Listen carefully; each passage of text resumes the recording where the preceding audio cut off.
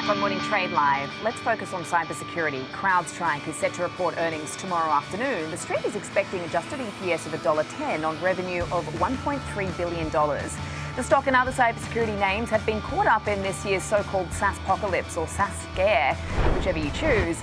CrowdStrike is down 20% in 2026. Palo Alto Networks is down almost 20% as well. And Zscaler is off by 35% this year. So joining us for a closer look at this is Marley Kayden. Very good morning to you, Marley. So one analyst turning bullish on CrowdStrike ahead of its report. Just talk us through exactly what's behind that call. Good morning to you, Sam. Yes, bullish analyst Piper Sandler upgrading CrowdStrike to overweight from neutral. Unchanged price target of $520. Right now, even with this 3+% move to the upside, trading at $383.93. So a pretty substantial upside potential here. The analyst in question saying that the stock being down more than 20% year to date on concerns of this impact of AI that resulted in a sell-off is overdone. He said, this is a quote, which I thought was really interesting. AI-driven bear cases have subsumed the narrative in security, a move we see as well overdone for a best-in-class security platform with a durable track record of innovation and execution. We acknowledge the valuation remains elevated versus peers, but believe the opportunity ahead and ability to execute warrant this premium. As investors wade back into the space, we expect them to turn to leadership first, and they believe CrowdStrike is that leader. Delving deeper, the analyst went on to say that he believes AI is an opportunity for CrowdStrike and not a replacement. It shouldn't be caught up in the massacre here.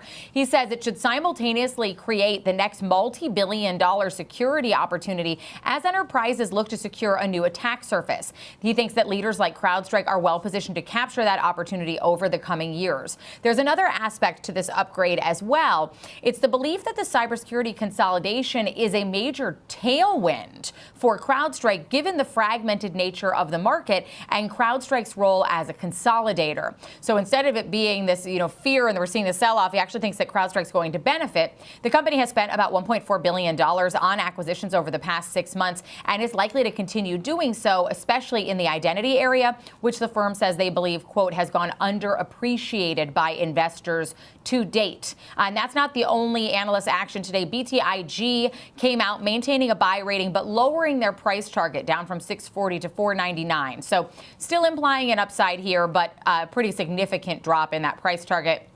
Of the 49 analysts that cover CrowdStrike right now, 31 have a buy rating, 15 have a hold, and 3 have a sell. They've also seen several upward revisions to their earning estimates ahead of earnings, which, of course, you mentioned are coming tomorrow after the close.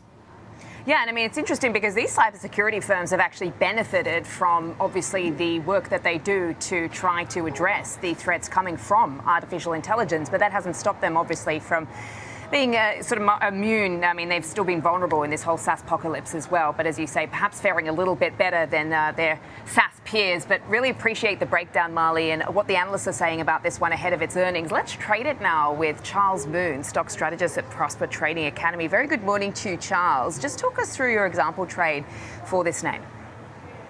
Normally I typically don't like to just kind of go high risk into earnings, especially to the upside in these cybersecurity names. They have a tendency of absolutely obliterating estimates and still rolling over. Zscaler had great estimates, great numbers, and again, they were down on earnings. So that's been more of the kind of consistency that we've seen around the sector. But that being said, with the current valuation, this is a situation where I hate to play the upside, but it makes a lot more sense based on the price of the stock. So I'm looking to take a very risky entry. I'm looking at the 420 strike for this week's expiration. I'd like to buy it at $4. Now the risk is wide. It's going to be 100% of the premium. But if it works out, this stock could actually end up trading greater than the expected move. The expected move is around $30 for this stock.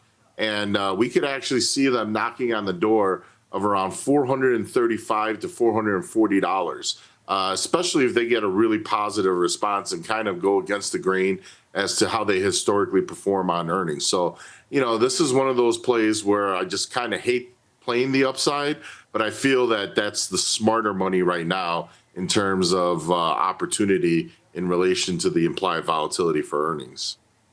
All right, take a look at CrowdStrike ahead of its earnings. Charles, what are your overall thoughts on these markets? Because obviously we saw a bit of a prelude to all of this on Friday with that safe haven type trade. Obviously now we've had the developments and the escalation in the Middle East. How would you characterize the moves that we're seeing today? Because it doesn't seem like complete shock.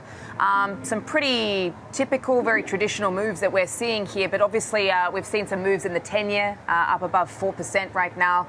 Just give us some of your thoughts around some of your takeaways in these markets. Well, for the short-term trader, I got to just say that I think the trading environment has completely changed. And so there's going to be a lot of adjustments. It wasn't, Wall Street definitely wasn't caught off guard. A lot of risk-off trading on Friday, but what was really notable was that crude futures was set to open around $3 at the stock market open. They kind of dissipated and pulled back a little bit, but, certainly a big rise today and now trading above $70 a barrel. And, this is something that I guess Wall Street kind of braced themselves, based on how the United States was positioned. I guess there's still a lot more fallout to come. This is too early to kind of really anticipate, but I don't think it's going to be as negative for the markets as it may perceive to be. I think that energy is going to be a play here, especially nat gas. I think nat gas could be a really underrated play here over the next couple of weeks. What really kind of caught me off guard really today was the demand for the drone names. I think that's going to be a play to watch over the next 2 weeks with the utility of all the drones from both sides on, from Iran and from the United States. I think that these stocks are going to be, they've been impacted recently, slumping down, but I think that these are names to watch. They could be big flyers, so to speak, over the next week or two. They're great momentum stocks. Retail traders happen to love them. So they're going to be on my radar over the next week or two as well. Okay, drones, something to look at. Really appreciate your thoughts this morning. Thanks so much, Charles. Charles Moon there, stock strategist, Prosper Trading Academy.